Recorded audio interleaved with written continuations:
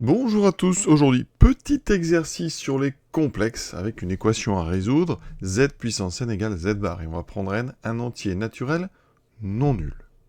Alors ce qu'on peut faire rapidement comme ça quand on a des équations à résoudre avec un paramètre, ici n, on peut regarder pour des valeurs de n, alors on va juste regarder pour n égale 1 ce que ça donne par exemple. Alors c'est pas nécessaire, mais ça peut comme ça éclairer un petit peu l'exercice. Donc pour n égale 1, z n est donc égal à z bar, ça c'est notre équation.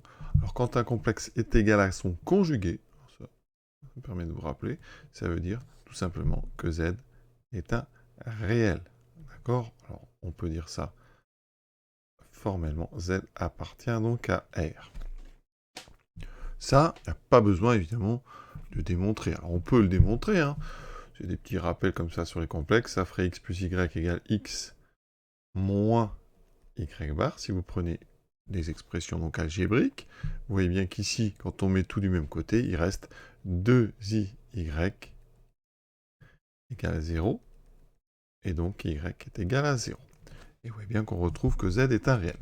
Alors, si on prend tout de suite n égale 2, là, l'équation, tout de suite, est plus difficile, parce qu'on a z carré égale z bar.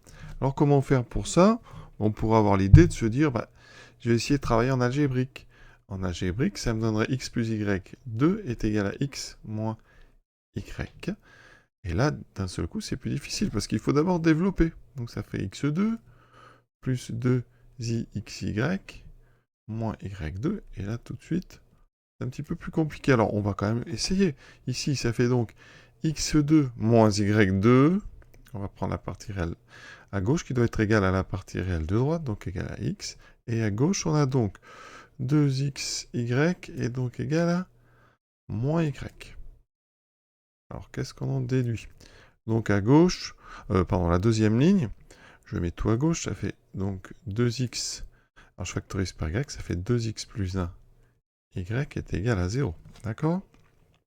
Et donc en haut, alors là, ça fait x2 moins x, donc moins y2 égale 0.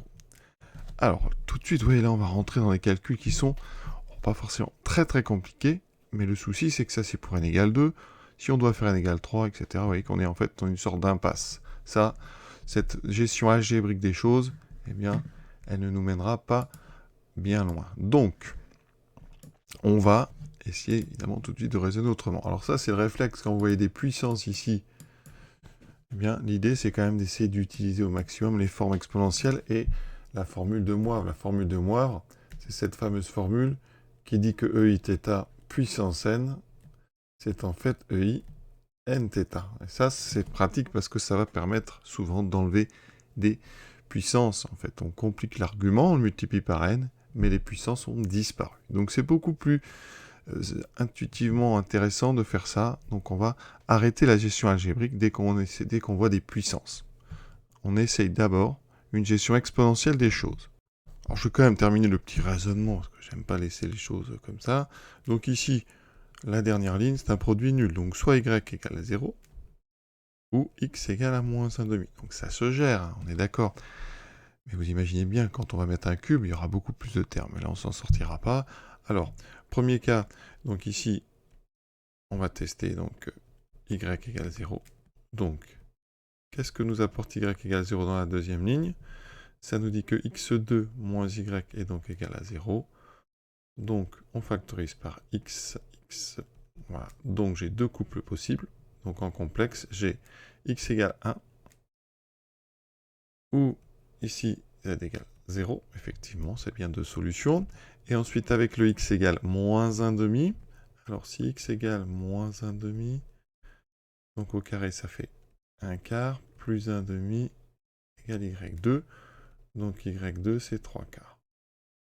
Ce qui me donne donc deux autres possibilités. Moins 1 demi moins racine de 3 sur 2i. Ou alors, z égale moins 1 demi plus racine de 3 sur 2i. Je vais mettre ici un petit symbole plus ou moins. Ça, c'est un complexe qu'on connaît. Hein, voilà. On est dans les pi sur 3. On est à gauche, donc on est dans les 2 pi sur 3, 4 pi sur 3. On va retrouver ça, vous allez voir, très vite, par un raisonnement général. Alors, on est parti. Donc, Zn égale module de z bar. Ici, on pose... Alors, z égale REI θ. Alors, est-ce qu'on peut poser ça tout le temps? La question, c'est ça, oui. Souvent, on dit on pose z égale REI θ. Alors, cette notion implique qu'il existe un θ. Ça veut dire que votre z est non nul. Donc, on va être obligé avant d'écarter le cas z égale 0.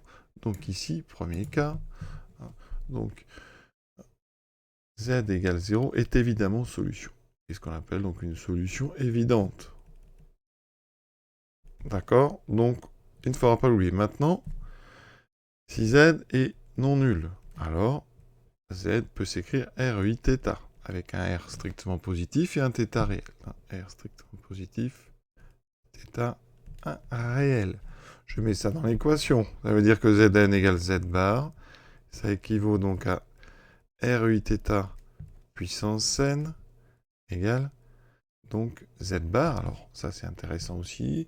Bon, je pense que vous savez ce genre de choses, mais le conjugué donc de REI θ, c'est RE moins Iθ. Évidemment, le module ne change pas. L'argument, c'est l'opposé. Ici, graphiquement, si vous avez Z qui est représenté quelque part ici, son Z bar, c'est le symétrique par rapport à l'axe horizontal. Donc, vous voyez que en termes de rotation, on est dans l'autre sens. Ici, ça me fera donc RE moins I θ. À gauche, on met tout à la puissance n. Donc attention, ça fera Rn, EI, je l'ai dit. θ puissance n, j'utilise la formule de Moivre, EI, n θ. Alors ici, on a deux complexes égaux. On va donc forcément avoir, si on prend les modules, R puissance n doit être égal à R. Et ensuite, les arguments, n θ doit être égal à donc, moins θ plus 2 kpi, avec k appartenant à l'ensemble des entiers relatifs.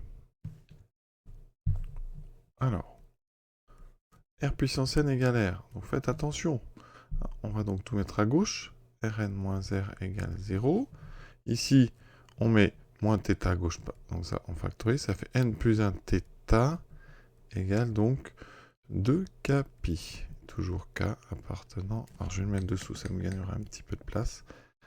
K appartenant à z. En haut, ici on factorise par R. R, et donc, ici facteur de Rn moins 1, moins 1. R étant non nul, on peut donc enlever le R ici. Alors j'aurais pu diviser par R plus tôt, mais voilà. Ici on divise par N plus 1, puisque N plus 1 est non nul. Ça me fait 2 kpi sur N plus 1. K appartenant à Z. On a presque terminé.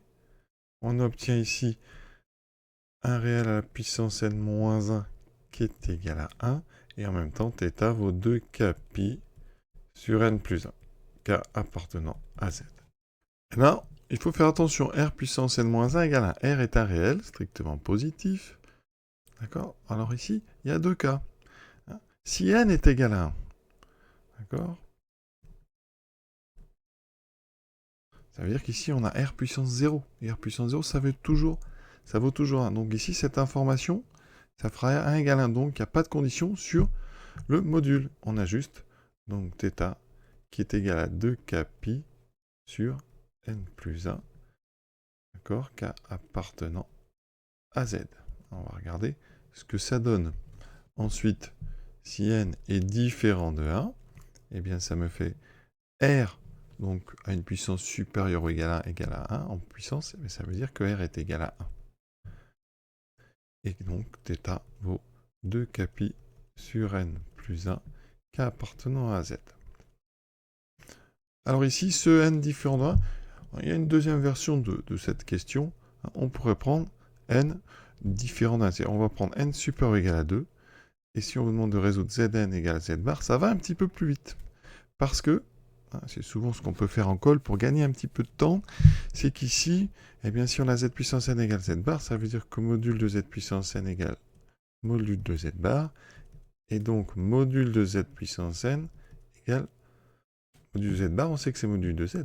Donc le module de Z puissance n égale Z, et là, c'est intéressant, parce que si on a Z différent de 0, ça veut dire que module de Z est donc égal à 1. D'accord? Une fois qu'on a écarté donc le Z égale 0. voyez qu'après, ça veut dire qu'on a une gestion qui est plus simple, il n'y a pas le R qui traîne dans tous les calculs, on arrive directement au θ égale 2 kpi sur n plus 1 k appartenant à z. Ici, j'ai laissé le n égale 1 pour essayer de, vous voyez, de montrer toutes les étapes. Ici, quand on a du R n puissance, enfin du R puissance n moins 1 égale 1, il faut faire attention, et on ne peut pas tout de suite dire R égale 1. Il faut faire attention, toujours regarder les petits détails quand on est comme ça en prépa ou dans le post-bac. Passons à une conclusion rigoureuse. Donc, si n est égal à 1, on n'oubliera pas que 0, hein, 0 est solution évidente. Voilà, ça. Ensuite, autre que 0, qu'est-ce qu'on a? Si n égale 1, on a dit que θ c'est 2 kpi sur n plus 1, mais n égale 1, donc ça veut dire que θ c'est donc 2 kpi sur n plus 1, ça fait 2 kpi sur 2, donc θ c'est kpi.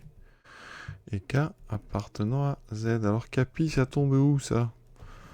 Bien, on va faire un petit dessin. Ça veut dire que kpi, si k est pair, ben vous êtes ici sur la demi-droite issue d'origine qui est horizontale, et si k est impair, voilà, vous êtes soit donc en 0 modulo pi, soit en 0 modulo 2 pi, ou en pi modulo 2 pi. Donc ici, vous êtes sur l'axe des réels. Vous avez tout l'axe sauf l'origine. Mais l'origine, on a dit que 0 était solution évidente, donc effectivement, on retrouve bien donc les solutions. C'est donc l'ensemble des réels. D'accord? On a bien tout l'axe des réels. Ensuite, si n est égal à, si n est supérieur ou égal à 2, n différent donc de 0 et 1, qu'est-ce qu'on a? Alors déjà, je rappelle, donc 0 est solution évidente, toujours. On ne pourra pas l'oublier. Ensuite, déjà, r est égal à 1. Et on a l'argument. Donc, ici, eh bien, on a tous les EI de kpi sur n plus 1. Eh bien, ça, c'est les racines n plus unième de l'unité. Donc, en fait, les solutions, c'est donc les racines n plus unième de l'unité qui se notent U, donc n plus 1. On met le n plus 1 et ici, pour qu'on les ensemble, on aime bien mettre 2 barres comme ça. Donc, c'est l'ensemble des racines n plus unième de l'unité. Il y en a n plus 1, vous le savez. Et donc, on les note les EI de kpi sur n plus 1. Et k, eh bien, c'est donc un anti-relatif, mais comme ça va, on retrouve les mêmes au fur et à mesure. Hein, et donc, on a uniquement donc k qui appartient à l'ensemble 0, 1, jusqu'à ici n. On a donc n plus une valeur différente de k qui donne chacune des n plus une racines n de l'unité. Ici, et on n'oublie pas, pardon, j'ai oublié, il faut rajouter un union le nombre 0. D'accord? Union, donc, puisqu'on a dit que 0 était racine évidente. Donc, pour n égale 2, on va vérifier ça. Il me faut donc, bon, 0 est solution, et il faut rajouter les racines troisième. Alors, U3, qu'est-ce que ça donne? Parce que je prends donc n plus 1. Si je prends n égale 2, ça me fait U3. Alors, j'ai donc, pour k égale 0, ça fait EI0. EI, donc 2 kpi, donc 2 pi sur 3. Et la troisième, EI, donc on prend, donc ici, k, on a pris k égale 0, k égale 1, k égale 2. Donc ici, ça me fera, donc pour 2, 4 pi sur 3. D'accord? On retrouve bien, vous voyez, 1, EI de pi sur 3, EI 4 pi sur 3, c'est bien E moins I de pi sur 3, donc voilà. Et le 0 qu'on a de façon évidente. Cet exercice, donc, est terminé. Alors, vraiment, j'ai essayé de détailler chaque étape. Hein. C'est important quand on est comme ça, dans des études rigoureuses, hein, de vraiment faire attention à chaque équation, hein, pas oublier les petits cas particuliers. Donc ici, par exemple, pour R, je répète, pour R puissance n-1 égale 1, pour ici au départ z égale 0, il faut toujours vraiment être rigoureux dans la gestion des petits cas particuliers. Voilà, cet exercice est terminé. Je vous souhaite une bonne fin de journée à tous et à bientôt.